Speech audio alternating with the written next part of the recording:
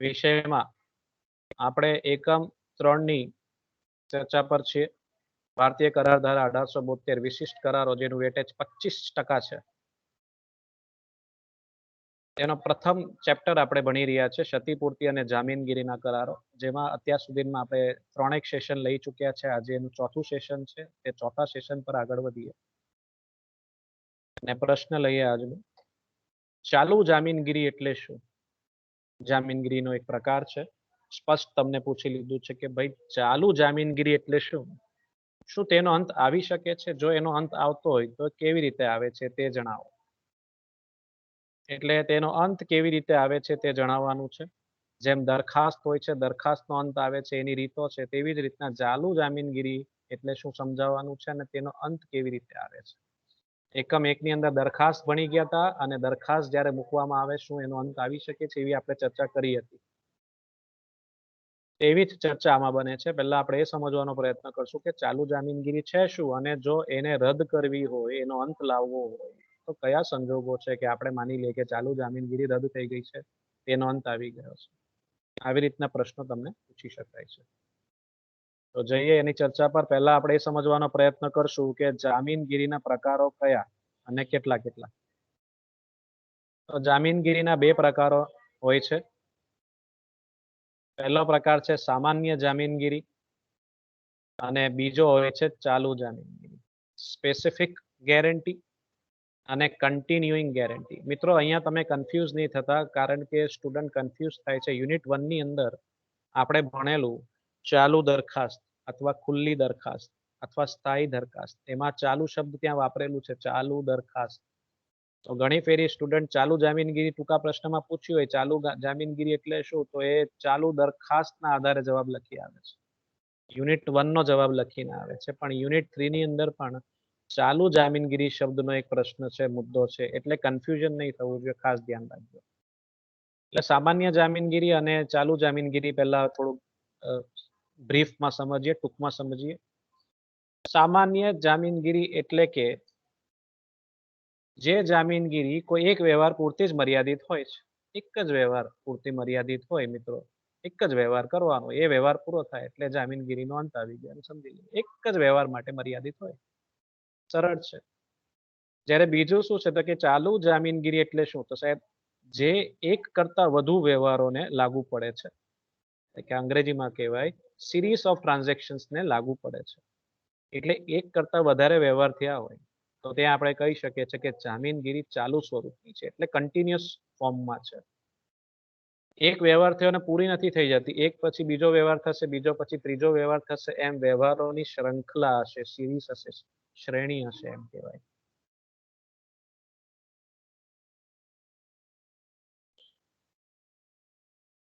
હવે મિત્રો આપણે જે મેઇન આપણો પ્રશ્ન છે તેના પર ફોકસ કરશું. સામાન્ય જામીનગીરી તો આપણે સમજી ગયા. ત્યારબાદ જે ચાલુ જામીનગીરી છે, સરળ શબ્દમાં હમણાં જોયું, એનો અર્થ જોયો એક રીતે એમ કહેવાય. હવે ભારતીય કરાર ધારામાં એની વ્યાખ્યા કયા સ્વરૂપમાં આપી છે તે જરાક સમજીએ. એ ભારતીય કરાર ધારાની કલમ 129 મુજબ, કલમ યાદ હોય મિત્રો તો લખવી, 129 મુજબ જે જામીનગીરી વ્યવહારોની આખી શ્રેણીને આવરી લે, વ્યવહારોની આખી શ્રેણીને આવરી લે તે ચાલુ જામીનગીરી કહેવાય છે. તો એ રીતના તમારે આવી રીતના વ્યાખ્યા લખવાની છે. ઉદાહરણ લઈએ તો વધુ સમજ પડશે. ઉદાહરણ ખાસ લખવા, જ્યાં તમને જરૂર લાગે કે અહીં મારે ઉદાહરણનો ઉલ્લેખ કરવો જોઈએ, કોઈ પણ વ્યાખ્યા હોય, વ્યાખ્યા લખ્યા પછી ઉદાહરણ લખવું જોઈએ. એક્સ એ ₹10,000 નો માલ વાય ને ઉધાર વેચ્યો હોય, એક્સ એ ₹10,000 નો માલ વાય ને ઉધાર વેચ્યો હોય, તે અંગે ઝેડ એ જામીનગીરી આપી હોય તો તે સામાન્ય જામીનગીરી કહેવાય. એક જ વ્યવહાર છે, 10,000 નો માલ. આ વ્યવહાર પૂરો થાય એટલે વાર્તા પૂરી થાય. આ રકમ વાય ચૂકવે, વાય જે 10,000 નો માલ લીધો છે, એક્સ કોણ છે લેણદાર, વાય કોણ છે દેવાદાર, ઝેડ કોણ છે જામીન. તો વાય જો એ રકમ ચૂકવે એટલે કે દેવાદાર એ રકમ ચૂકવી દે તો શું થશે સાહેબ, ઝેડ ની જવાબદારી પૂરી થઈ જશે. એટલે કે જામીનની જવાબદારી પૂરી થઈ. જેમ જ આ વ્યવહાર પૂરો થાય સાહેબ એટલે સામાન્ય જામીનગીરીનો અંત આવ્યો છે. એક જ વ્યવહાર હોય, વ્યવહાર પૂરો થયો એટલે બસ, બીજો વ્યવહાર નથી. બીજો વ્યવહાર માટે કદાચ બીજી વાત હશે અથવા બીજો કરાર થશે. તો આપણે ચાલુ જામીનગીરીની વ્યાખ્યા જોઈ. ઉદાહરણ સામાન્યનું જોયું છે હજી. ચાલુ જામીનગીરીનું ઉદાહરણ હવે આવે છે. પેલું ઉદાહરણ નંબર 1 જે હમણાં જોયું મિત્રો, એ સામાન્ય જામીનગીરીનું. ઉદાહરણ નંબર 2 પર આવીએ જે ચાલુ જામીનગીરી પર છે. તો જરાક સમજીએ. એક્સ પોતાની જાગીરનું ભાડું એક્સ પોતાની જાગીરનું ભાડું ઉઘરાવવા વાયને નોકરીએ રાખે છે. વાયને નોકરીએ રાખે છે અને તેના બદલામાં વાય યોગ્ય રીતે ભાડું ઉઘરાવી અને ચૂકવી આપશે તે અંગે ₹25,000 સુધીની ઝેડ બાંયધરી આપે છે. આ બાંયધરી ચાલુ જામીનગીરી ગણાય. પહેલા આપણે પક્ષકારો સમજવા પડશે. એક્સ વાય ઝેડ માં કયા પક્ષકારો છે? એક્સ પોતાનું જાગીરનું ભાડું એટલે જમીનદાર છે, લેન્ડલોર્ડ. એક્સ કોણ છે સાહેબ? અહીંયા લેણદાર. એક રીતે એક વ્યક્તિને નોકરીએ રાખે છે એમ સમજી લો. વાય ને નોકરીએ રાખે છે. વાય કોણ થશે? દેવાદાર. એટલે એક્સ બધી જગ્યાએ જશે નહીં ભાડું ઉઘરાવવા. એ તો સાહેબ છે, સાહુકાર છે, શેઠ છે, જેમ ગામમાં હોય એવા. વાય નોકરી એક્સ જે છે તે વાય ને નોકરીએ રાખે છે, દેવાદાર છે. એટલે વાય એક્સ બધી જગ્યા જશે ભાડું ઉઘરાવવા, એવી નોકરી એને આપવામાં આવે છે. હવે ભાડું ઉઘરાવવા વાય જાય છે તો વાત આવે છે પૈસાની, ભાડાની. તો શું વાય ઉચાપટ કરી જાય તો? સરસ મજાનું ભાડું ઉઘરાવતા હોય ને વાય એ પૈસા જો ઉચાપટ કરી જાય તો, ગોલમાલ કરે તો, કઈ ગડબડ કરે તો? એટલા માટે બાંયધરી લેવામાં આવી છે. બાંયધરી કોણ આપે છે? ઝેડ આપે છે. 25,000 સુધીની બાંયધરી આપે છે કે ભાઈ વાય જો કઈ ગડબડ કરે, નોકરી તમે રાખ્યો છે, મારા કહેવા પર રાખ્યો છે, તો વાય જો કઈ ગડબડી કરે તો 25,000 સુધીની હું બાંયધરી તમને કે હું બેઠો છું, હું ચૂકવી આપીશ, એવી જામીન આપવામાં આવે. હવે આ જામીન ચાલુ જ રહેશે જ્યાં સુધી આ જામીન નોટિસ આપીને રદ કરવામાં ન આવે ત્યાં સુધી આ ચાલુ જ રહેશે. ચાલુ સ્વરૂપની જામીન. જ્યાં સુધી વાય નોકરી કરતો હશે ત્યાં સુધીના 25,000ની જામીનગીરી ચાલુ રહેશે, બાંયધરી ચાલુ રહેશે. કન્ટિન્યુઅસ સ્વરૂપની છે. હવે કયા સંજોગોમાં આપણે એમ સમજીએ કે ચાલુ જામીનગીરી ક્યારે ન કહેવાય?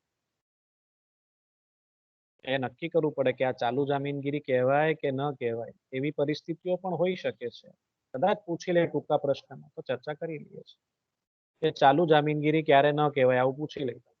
હજી સુધી પૂછ્યું નથી પણ જો ભૂલે ચૂકે પૂછી લઈ તો કે અમુક જામીનગીરી ચાલુ જામીનગીરી છે કે નહીં તે પક્ષકારોના ઈરાદા પરથી અને સંજોગો પરથી નક્કી કરી શકાય. આમ છતાં નીચે જણાવેલ ચાલુ જામીનગીરી કહેવાતી નથી. એટલે પક્ષકારોનો ઈરાદો અગત્યનો છે ને સંજોગો પર આધાર રાખે છે કે આપણે આને ચાલુ જામીનગીરી ગણવી કે ન ગણવી. આ બેસિસ છે, એના આધાર છે. તો નીચે એવા બે કંઈક મુદ્દાઓ આપેલા છે જેને આપણે ચાલુ જામીનગીરી ગણવી જોઈએ નહીં. તો પહેલો મુદ્દો જોઈએ, જ્યારે અમુક નિશ્ચિત રકમ અમુક મુદ્દતમાં હપ્તે ચૂકવવા અંગે, ઇન્સ્ટોલમેન્ટની વાત છે, હપ્તે ચૂકવવા અંગે જામીનગીરી આપવામાં આવી હોય. અહીં એક જ રકમ અંગે જામીનગીરી છે, જો કે તે હપ્તેથી ચૂકવવાની છે. વ્યવહાર એક જ છે. માની લો 10,000 આપવાના છે પણ દર અઠવાડિયે 2,500 કરીને આપે. 4 હપ્તે પૂરું થાય પણ વ્યવહાર તો એક જ છે ને. તો એને તો આપણે સામાન્ય જામીનગીરી ગણીશું, એ ચાલુ જામીનગીરી ગણાશે નહીં. સિમ્પલ છે. જ્યારે કોઈ કર્મચારીને નોકરીએ રાખતા એની વફાદારી અંગે જામીનગીરી આપવામાં આવી. વફાદારી, રકમ નહીં. હે, જો આપણે જે પાછલો ઉદાહરણ જોયો ને એમાં રકમ હતી 25,000 સુધી, નોકરીની જ વાત છે પણ 25,000 સુધીની રકમની વાત હતી, વફાદારીની વાત નહીં હતી. સમજો બરોબર. આમાં શું કહેવામાં આવે છે? વફાદારી અંગેની વાત કરવામાં આવે છે કે સાહેબ વફાદાર વ્યક્તિ છે, નોકરીએ રાખી લો એમ. અહીંયા કઈ પૈસાની વાત નથી, વફાદારીની વાત છે. અંગ્રેજીમાં કહેવાય છે ફિડેલિટી, એટલે એમ કહેવાય કે તમે આના પર ભરોસો કરી શકો. કોઈ રકમની જામીનગીરી આપવામાં આવતી નથી. ફક્ત એક વ્યક્તિની વફાદારી અંગેની, ઈમાનદારી અંગેની, વિશ્વાસ અંગેની વાર્તાઓ થઈ શકે છે. જો આવી વાર્તાઓ થાય કે આવા મુદ્દાએ કોઈ કરાર થયો હોય તો મિત્રો તેને પણ આપણે ચાલુ જામીનગીરી કહી શકીએ નહીં. ગણાતી નથી ચાલુ જામીનગીરી. નિયમ મુજબ ના પાડવામાં આવે છે. હવે મિત્રો મુખ્ય ચર્ચા પર આવે કયા સંજોગોમાં ચાલુ જામીનગીરી રદ થઈ શકે છે અથવા રદ થયેલ ગણાય. ભારતીય કરાર ધારાની કલમ 130 અને 131 માં ચાલુ જામીનગીરી બે રીતે રદ થઈ શકે. મુખ્ય રીતે બે છે. ગૌણ પણ છે, પણ મુખ્ય બે છે. તો તમારે મુખ્ય બે ની ખાસ ચર્ચા કરવાની. ઉદાહરણો આવતા હોય તો ઉદાહરણો પણ લખવા. 130 અને 131 માં ચાલુ જામીનગીરીની બે મુખ્ય રીતો આપવામાં આવી છે. એક નોટિસ આપીને, પહેલી કઈ છે? નોટિસ આપીને આપણે ચાલુ જામીનગીરીને રદ કરી શકીએ છીએ. અને બીજી જામીનના મૃત્યુથી. જેને જામીન આપી છે તે જ રહ્યો ન હોય તો વાર્તા પૂરી થઈ, ચાલુ જામીનગીરી રદ થઈ ગઈ. આ બે મુખ્ય મુદ્દા છે. નોટિસ કોણ આપશે સાહેબ? નોટિસ જામીન જ આપશે. એટલે મેન ખિલાડી કોણ થઈ ગયો? જામીન. જામીનગીરીના કરાર જે જામીન આપે છે એ જ એક રીતે મુખ્ય થઈ ગયો, મુખ્ય વ્યક્તિ થઈ ગઈ. કારણ કે એ જામીન ખેંચી લે તો તકલીફ થઈ જાય, લેણદાર ની સલામતી પર પ્રશ્ન આવી જાય. તો પહેલો મુદ્દો જોઈએ, પહેલી રીત જોઈએ કે ચાલુ જામીનગીરીનો રદ કયા આધારે થઈ શકે છે. તો પહેલો મુદ્દો છે સાહેબ નોટિસ આપીને થઈ શકે છે. તો જોઈએ એની વિગતો. લેણદારને નોટિસ આપીને, લેણદારને નોટિસ આપીને ભવિષ્યના વ્યવહારો અંગે, ભવિષ્યના વ્યવહારો અંગે જામીન ગમે ત્યારે ચાલુ જામીનગીરી રદ કરી શકે છે. ગમે ત્યારે ચાલુ જામીનગીરી રદ કરી શકે છે. તો સમજો બરોબર. નોટિસ આપીને, લેણદારને નોટિસ આપવાની વાત છે. નોટિસ આપી કોણ શકે સાહેબ? જામીન આપી શકે છે. જામીન ગમે ત્યારે નોટિસ આપી શકે છે. કલમ 130 એવું કહે છે. લેકિન જ્યારે નોટિસ આપે ને ત્યારબાદના જે વ્યવહારો થવાના છે, એટલે કે ભવિષ્યના વ્યવહારો જે થવાના છે, એમાંથી મુક્તિ મળે છે. એમાંથી ચાલુ જામીનગીરી રદ થાય છે. એને વિસ્તૃત હવે સમજવાની પ્રયત્ન કરશું આપણે આગળ. ઉદાહરણ સાથે સમજીએ. ભવિષ્યના વ્યવહારો તો પછી ભૂતકાળના વ્યવહારોનું શું, એ ઉદાહરણ થકી સમજવાનો પ્રયત્ન કરીએ. સરસ મજાનો એક માઉન્ટ એવરેસ્ટ જેવો ઉદાહરણ તૈયાર કર્યો છે. સમજો બરોબર. કે અધવચ્ચેથી તમે નોટિસ આપીને રદ કરી દો જામીનગીરી, કેમ મેળ પડશે એ જ સમજવાનું છે. ઝેડ ની વિનંતીથી એક્સ વાય ની હુંડીઓ વટાવી આપે અને તેના બદલામાં ઝેડ 18 માસ આવી બધી હુંડીઓની યોગ્ય ચુકવણી માટે ₹40,000 સુધીની જામીનગીરી આપે છે. સમજો બરોબર.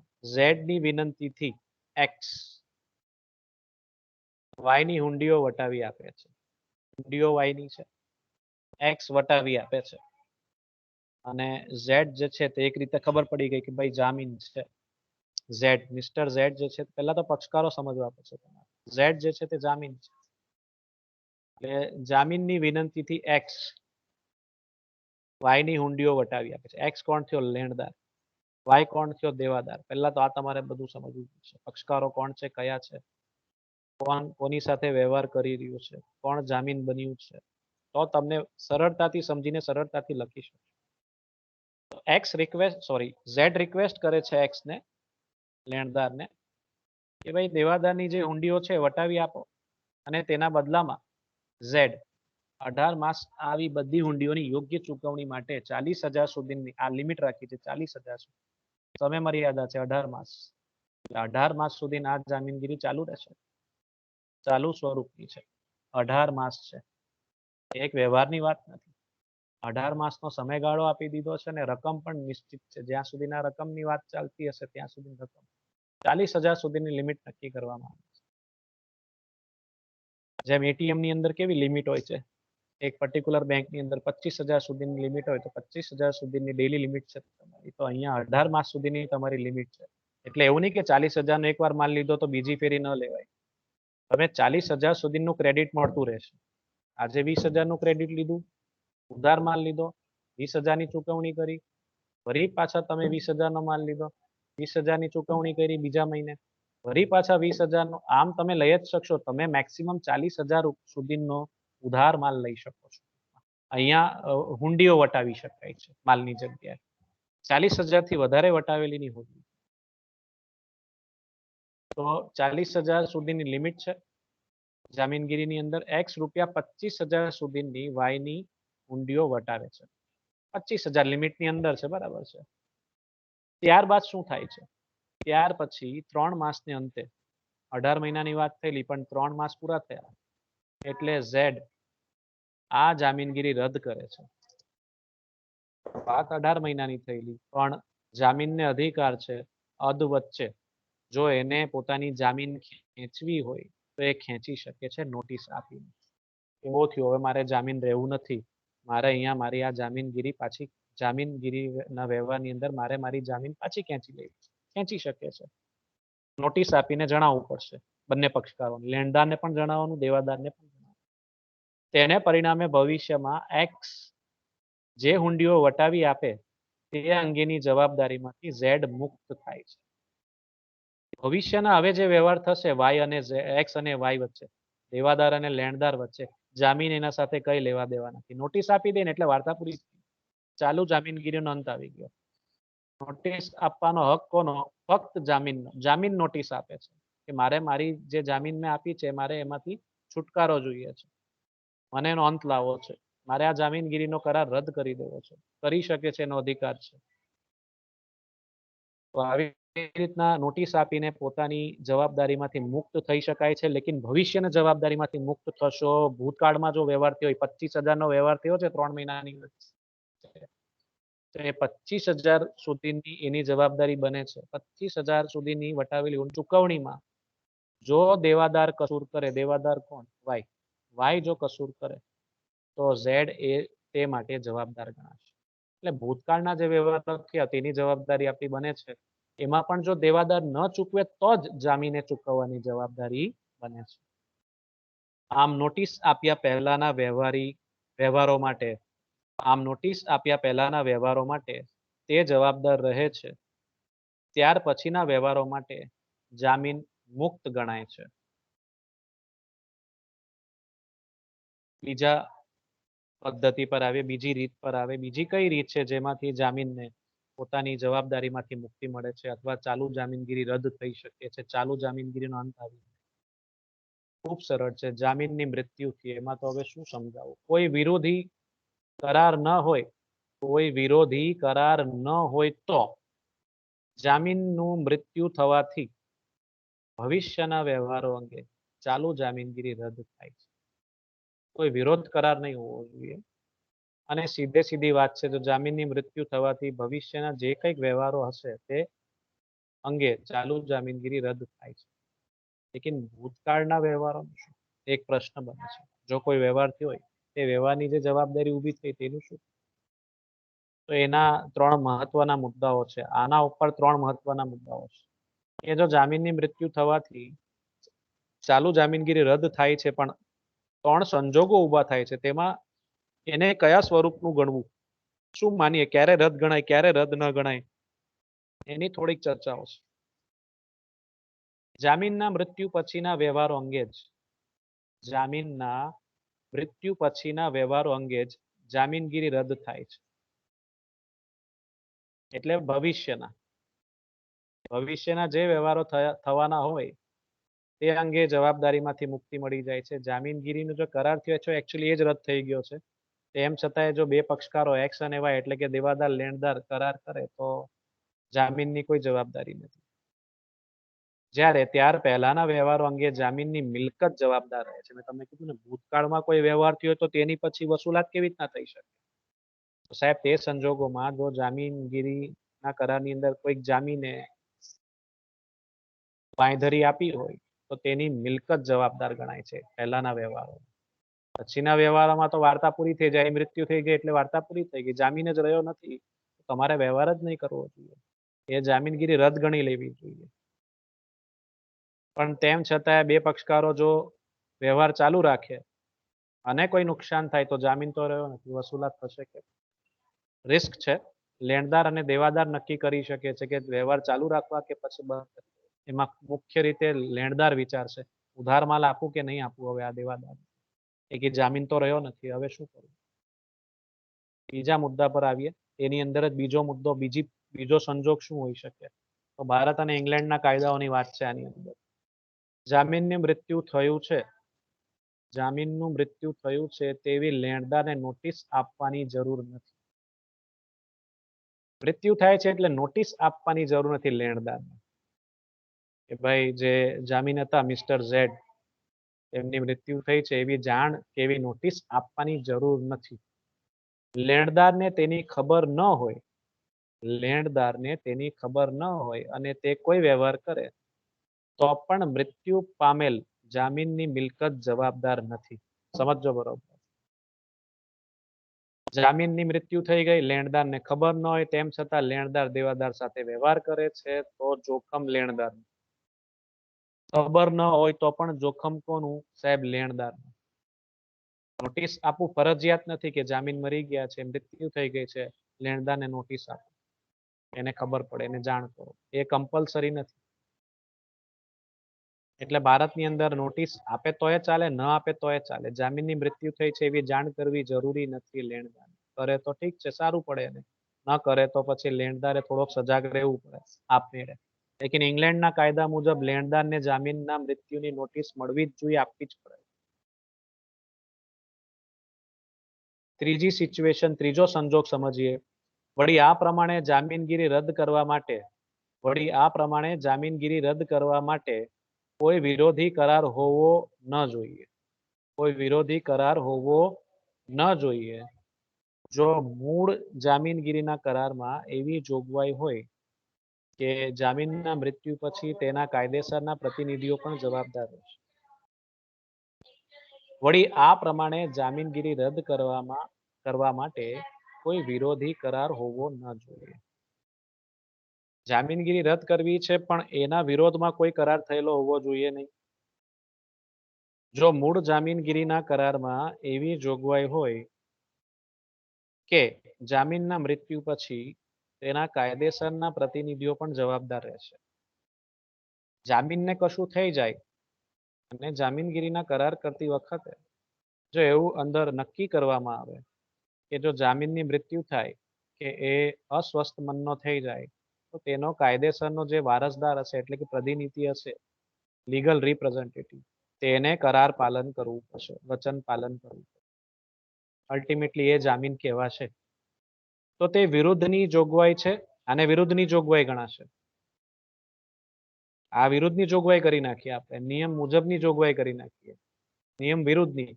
આ જામીનગીરીનો કરાર જામીનના મૃત્યુથી રદ થતો નથી. આ જામીનગીરીનો કરાર જામીનના મૃત્યુથી રદ થતો નથી. કેમ? તમે જામીનગીરી ચાલુ જ રાખી છે, ચાલુ સ્વરૂપની થઈ ગઈ, તો એ રદ કેમ થશે? એટલે આ પ્રમાણે જામીનગીરી રદ કરવા માટે કોઈ વિરોધી કરાર હોવો ન જોઈએ. આ વિરોધી કરાર કહેવાય. જામીનની મૃત્યુ થયા પછી પણ ચાલુ જામીનગીરી ચાલુ જ રહેશે, બંધ નહીં થશે. કેમ? કારણ કે એક કાયદેસરનો પ્રતિનિધિની નિમણૂક કરી દીધી છે કે ભાઈ મિસ્ટર ઝેડ ને કઈ થશે તો મિસ્ટર એ કાયદેસરના વારસદાર તરીકે અથવા પ્રતિનિધિ તરીકે કરાર પાલન કરશે.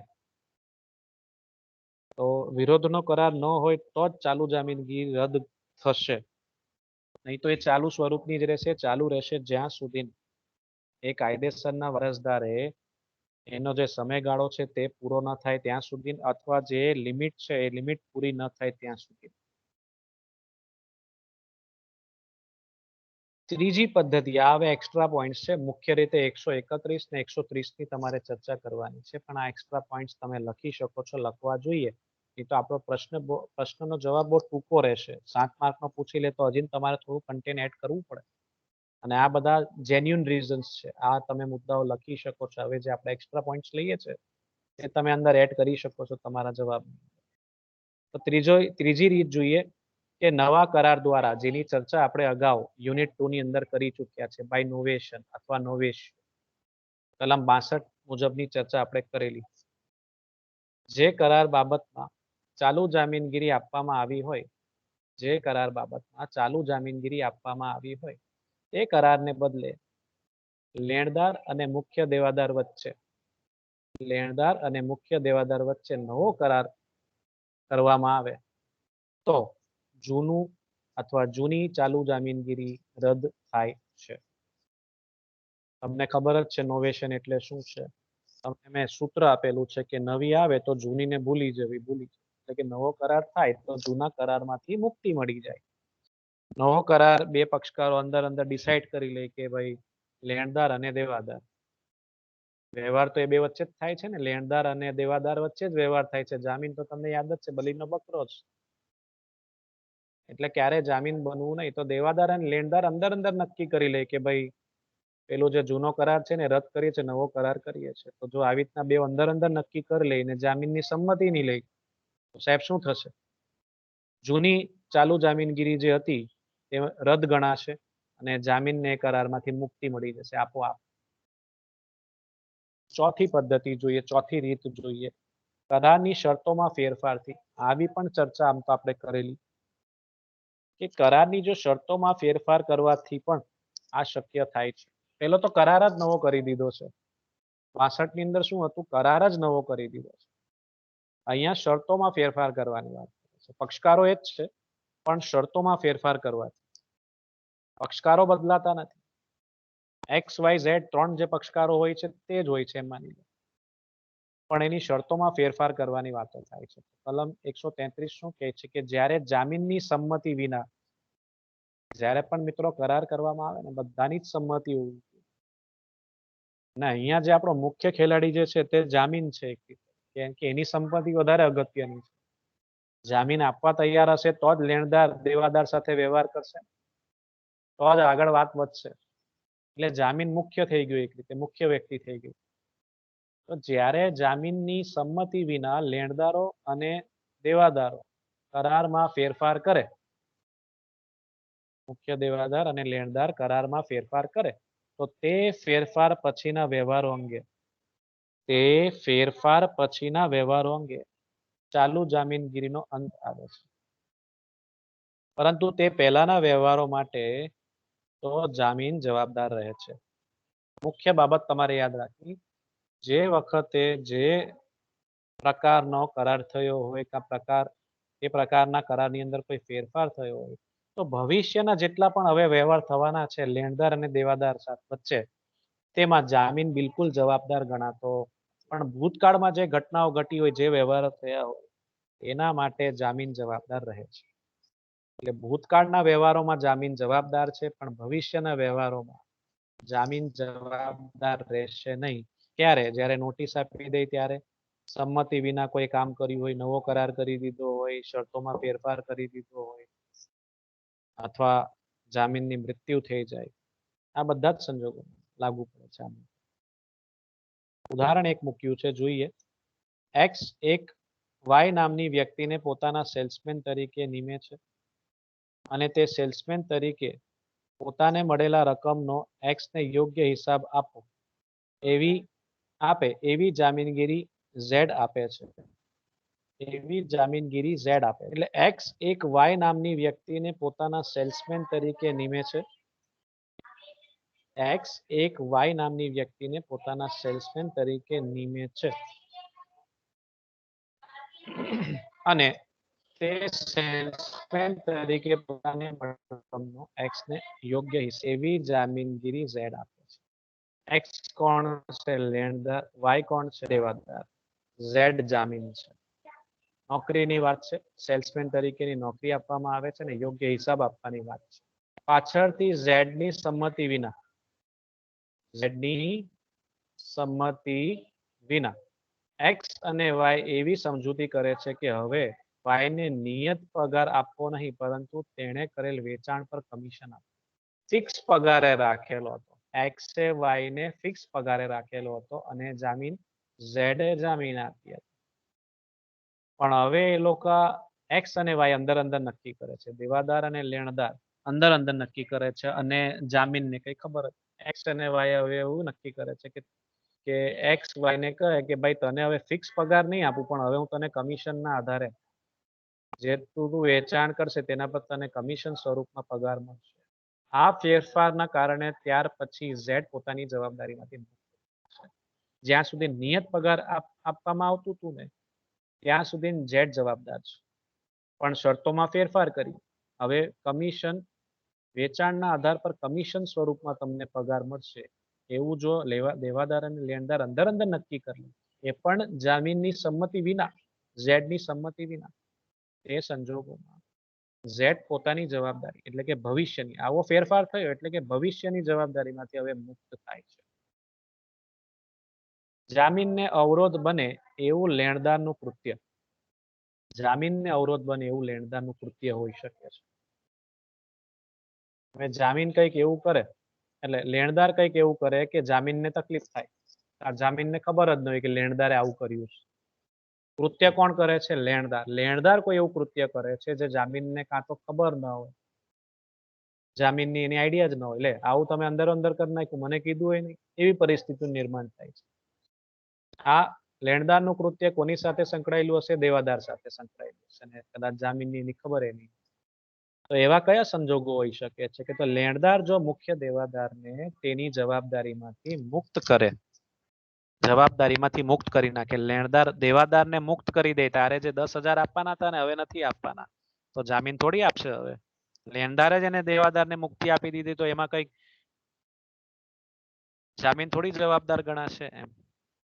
લેણદાર પોતે જ દેવાદારને છૂટો કરી દે છે તમે મુક્ત છો તમારે 1 રૂપિયો આપવાનો નથી લે. અથવા મુખ્ય દેવાદાર સાથે સમાધાન કરે કે ના તમારે 20,000 નથી આપવાના 12,000 જ આપો ચાલો અથવા દેવાદાર એમ કે 20,000 નહીં આપું 12,000 આપું જોઈએ છે બોલ તો લેણદાર એક્સેપ્ટ કરી લે તો કઈ આ બાકીના 8,000 કઈ જામીન નહીં આપશે? તમે અંદર અંદર સમાધાન કરી લ્યો મને પૂછ્યું નહીં તમે જામીનને પૂછવું પડે સંમતિ લેવી પડે ભાઈ પેલો 20,000 ની જગ્યાએ 12,000 આપે છે 8,000 તું આપીશ?